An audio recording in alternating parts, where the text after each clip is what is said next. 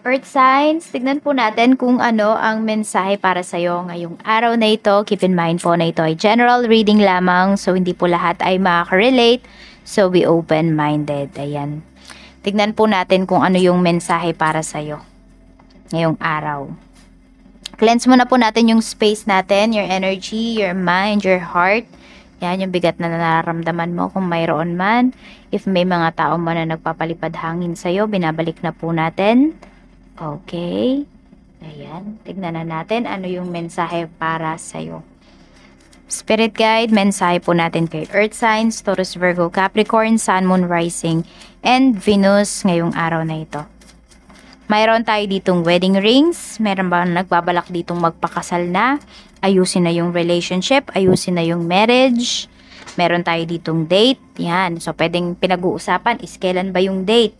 Pinag-ano na siya talaga, pinagpaplanuhan na. Tignan natin. Meron tayo ditong love call. Ayan. Seryoso po ang usapan ninyo ngayon. Happy anniversary din po sa lahat ng may anniversary ngayong araw na ito. Tignan natin kung ano pa yung mensahe para sa'yo. Spirit guide, mensahe pa po natin kay Earth signs, Taurus, Virgo, Capricorn, Sun, Moon, Rising, and Venus. Tingnan natin, ano po yung mensahe para sa'yo? Mayroon tayo ditong flying. Okay, so, pwede po na, yun nga, kaya may love call tayo dito. Pwede kasi na nagpaplano kayo ng person mo, yet yung iba sa inyo hindi pa kayo nagkikita. Hindi ba mabilis? Yung iba naman sa inyo, pwede kasi na magkalayo kayo. Kaya ayan po, sa phone, over the phone nyo na lang talaga muna pinag-uusapan yung mga plano po ninyo. Yan. Pero meron dito talagang naka-ready na siya. Oo, ready na ito. Yan, lilipad kayo or lilipad yung person mo. I mean, magta-travel siya para lang po sa kasal. We have home, we have house. Okay? So, mayroon talagang uuwi. Yan po para sa kasal or kung hindi kayo yung ikakasal, pwede rin naman po na mahalagang tao po sa life ninyo. Kaya sobrang pinaghandaan nyo ito, pinag-ipunan, at yan nga po. Meron tayo ditong gift, so pwedeng isusurpresa mo yung tao na to.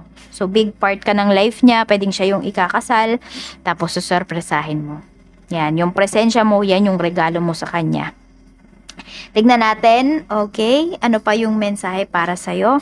Ano pa po yung pwedeng mangyari, spirit guide? So, mga ano to, pwedeng kontrata, yung iba naman po sa inyo, kontrata yung inyong pinag-uusapan, kung mag-extend pa ba, kasi di naman lahat ikakasal, diba? At hindi rin naman lahat ay merong ikakasal na kamag-anak or na mahalagang tao sa life ngayong araw na ito. So, tignan po natin, ano pa yung mensahe, spirit guide? Ano pa po yung mensahe natin? Pwedeng maganap, we have judgment. Meron tayo ditong 6 of cups. So, ayan, pwede nga po na hindi pa nami-meet ng person mo yung family mo. Wala pang formal ano dito eh. Parang wala pang formal meet up. Ano ba yung tawag doon sa atin? Yung pag magpapakasal na, ano yung tawag?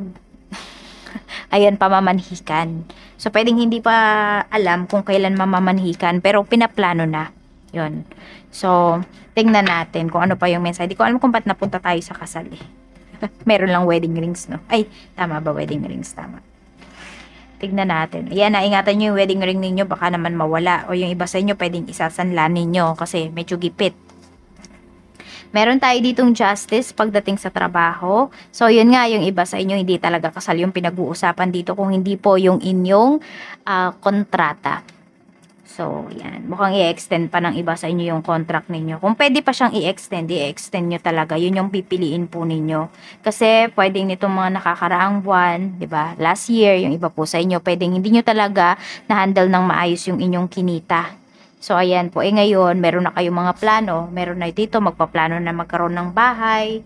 So, another ipon na naman yan. So, kung uuwi po kayo, is pwede na mahinto lahat ng projects ninyo or yung mga pangarap ninyo. Kaya, tutuloy-tuloy nyo na ito.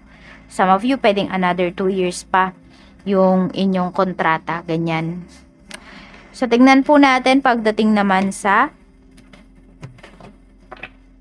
ito pala, kasi iba naman sa inyo, wala namang kontratang pinag-uusapan, no? Pwede po ngayon dito sa trabaho, is meron ka mga katrabaho, okay, na yan, parang ano ba, parang hayahay sa buhay ngayon. Parang ikaw lang yung kumikilos dito. Ikaw lang yung naghihirap dito sa trabaho po ninyo, sa project po. Ngayong araw. Tignan natin pagdating naman sa negosyo. Kung meron po kayong negosyo, we have King of Pentacles. Meron tayo ditong Ace of Wands. Okay. But parang umaga pa lang meron ng bad trip dito sa inyo. As much as possible, iniiwasan nyo talaga na sumimangot ngayong araw. Lalo na dyan sa may mga business. Ayaw na ayaw nyo talaga yan. Kaya na kasi parang hindi nyo talaga maiiwasan. Meron ditong mga pangyayari na kayo po ay mapapasimangot. As much as possible na oras. Oo, parang basta gusto nyo talagang iwasan na may makaaway, may makasagutan, may masermonan ngayong araw na ito. Pero baka hindi magtagumpay. Ayan po. And also, yan, pwedeng may nangungupit sa inyo dito. Tapos, pwede rin na may binili kayo na, di ko alam kung supplies nyo ba yan. Stocks nyo ba yan? Basta meron kayong binili dito na parang hindi nyo na double check. So, pwede po na may aberya na mangyari. Parang malugi yung iba sa inyo. I mean, di ba dapat yung isang card na to. Kita na dapat to kaya lang may sira. So, hindi nyo na siya pwedeng ibenta. So, yun. Sayang. Tignan po natin pagdating naman sa love life. Tama ba? Sa pera muna pala. We have 3 of Pentacles. Meron tayo ditong The Empress. At mayroon tayo ditong 2 of Pentacles. Ayan. So, medyo nagugulan yung iba sa inyo. Ano ba yung una nyong babayaran? Ayan. Meron pa ba kayong mga unpaid bills? Or meron ba kayong mga niloan? Ayan po. Nahihirapan yung iba sa inyo. Ano ba yung uunahin ninyo? Pagdating sa pera, and meron din naman dito, is marami po kayong trabaho ngayon, marami kayong side hustles. Yun nga din, parang hindi nyo talaga alam kung ano ba yung unahin ninyo. So, ayusin nyo po yung inyong schedule. Kasi sayang naman kung hindi ninyo makuha ngayong araw na ito. Yan. Tapos, meron din, pwede po na bibili ng gatas kung may baby dito. Ayan, nakalata ba? So, tingnan natin. Baka mamali pa kayo ng bili. Iba po sa inyo. Basta parang gamit pang baby. Or dede nga. Ay, ano ba yung gatas nga? So, ayun po.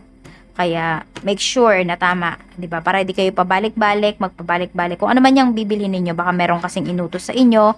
Earth signs. Tignan po natin pagdating naman sa love life. Kamusta naman po ang love life spirit guide ni Earth signs? Okay, meron tayo ditong Page of Pentacles. So, walang progress na nangyayari. Bakit? Kasi nga po, yung iba sa inyo, pwedeng malayo pa kasi yung person mo.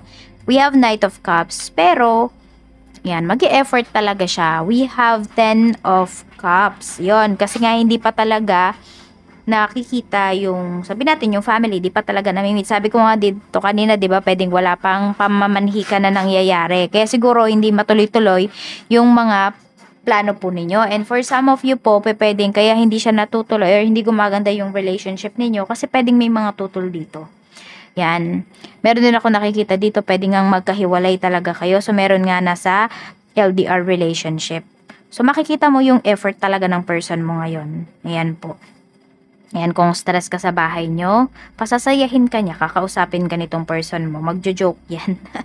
Basta magiging sweet siya sa'yo. Yung parang problema mo sa nanay, kapatid, yan, makakalimutan mo yan, basta kausap mo itong person mo. So, tignan po natin kung ano pa yung mensahe para sa'yo. Spirit guide, mensahe pa po natin kay Earth signs, Taurus, Virgo, Capricorn, Sun, Moon, Rising, and Venus. We have reunion. O, diba? Magkikita talaga kayo dito. Your person will go the distance just for you. Meron tayo ditong unsatisfied.